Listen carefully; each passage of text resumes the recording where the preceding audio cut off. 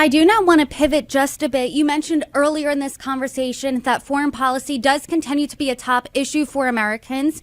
Last night, a $95 billion foreign aid bill that would support both Israel and Ukraine moved forward in a procedural vote in the Senate. If it gets to the House, is this something you would support?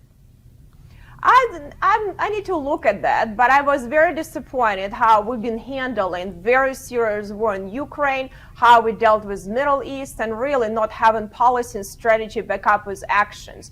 And our job with the Congress to make sure that we have oversight of executive branch, regardless who is in charge, Republican or Democrat. So I haven't seen what that bill is going to be. It's been, all Ukrainian aid, most of it was like a slush fund for a lot of projects that President Biden has all over the world with lack of true accountability. And now when I said 2 years ago, if you're going to not be decisive in dealing with countries, we'll have more wars. And now we have more wars. And we have now serious situation in the Middle East. We have serious situation in North Africa. So I will see what is really that bill is doing, and I truly think, we would have to reconcile it and see what Republicans propose. We had some proposals, and I wish we would actually send the bill, but Speaker Johnson decided this time for them to come up with something, but I don't think it's going to pass in the way what they're moving. I haven't seen it, and we need to start thinking about how we're going to be paying, and also, why we actually pass land lease, regardless what's going to happen. Why do we, we have much more accountability and processes if we actually, instead of just giving money, but actually, they borrow from us, some other countries, including like Ukraine. I think that's a fair point. I'm not sure why President Biden, I was with him on to sign in land lease, and why would he not do it that way? It seems like it would be much better process and more accountability. I question accountability. And unfortunately, a few years ago, President Biden hasn't been very transparent with that. And this is a very serious war. It costs us money. It costs a lot of lives. And we cannot have never-ending wars, and should learn from Iraq and Afghanistan what we shouldn't be doing. I had a really wide-ranging conversation with your colleague last week, Congressman Tim Burchett, and he called the war in Ukraine a never-ending war. He said we should cease funding to Ukraine. Do you agree? Because the foreign aid bill that I was speaking of would include $60 billion in aid for Ukraine. Do you support additional funding for Ukraine?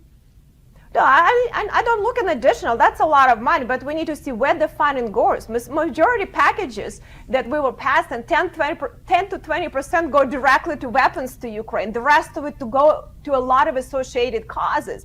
And unfortunately, you will not win against dictators and evil people like Putin. They're not that dumb, just with words, blankets, only weapons and fast weapons will deter aggression further, and also will help with that. So I haven't seen them changing the strategies. Again, more and more money, and I think that is disservice also to the Ukrainian people that, that fight in a very brutal war. But we also need to remind ourselves, Ukraine was the third largest nuclear country in the world after United States and Russia, and was pushed, rightly so, to give up nuclear weapons. So if we're not dealing, with the situation there, we, UK and us and Russia signed a piece of paper giving assurances of territorial integrity. So, if we are not helping them with weapons, I think it's, play in countries like China and, and going to take advantage of the situation and say, well, you see what's, you stand with Russia, China,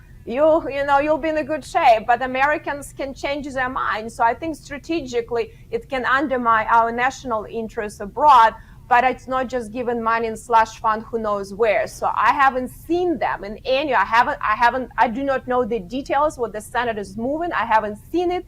But if that's the same strategy, that's been failed strategy. The war escalated, the war got bigger. We haven't dealt with Ukrainian government to do better internally. And I think that's something, my frustration with this issue, because I understand the importance of us to deter now Russia, China, Iran, and North Korea teaming up against us. But we cannot be stupid, and we need to be more decisive, and we cannot have never-ending wars. That's why we need to have strategy with action that back up, and it hasn't happened. So what you're saying is you're not against funding Ukraine more, full stop. What you're saying is, I want to see exactly where this money's going. That's right, and more weapons going from American companies with proper oversight by Americans to actually front lines of Ukraine, not slush fund with a lot of different causes. Like, I mean, listen, I'll give you one example. From aid of Ukraine, we give $1 billion to Houthis in Yemen, okay? That was associated cause, took them off the terrorist list, President Biden gives them $1 billion, and guess what was happening? Now they're attacking our ships. And now we have a big problem there. Well, that was a great idea to do it. So we have many things that really, president been doing all over the place, just trying to be nice. Well, unfortunately, when you deal with dictators and aggressors and terrorists, being nice doesn't work. I wish it would, but it doesn't. Only, peace through strength and only through weapons works, right?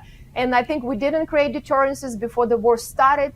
He didn't do, the slow walk the aid when the war started at the beginning, and he's been very, on Twitter, on social media, he did grandiose statements, but didn't back up his actions, but also didn't push our allies in Europe. And that's something I'm planning to do. I'm a commissioner for European security. Europe needs to step up. This is a bigger problem for them than for us. And this is something it's a major national security problem for them. And they do a lot of talk and presentations and meetings and meetings and meetings.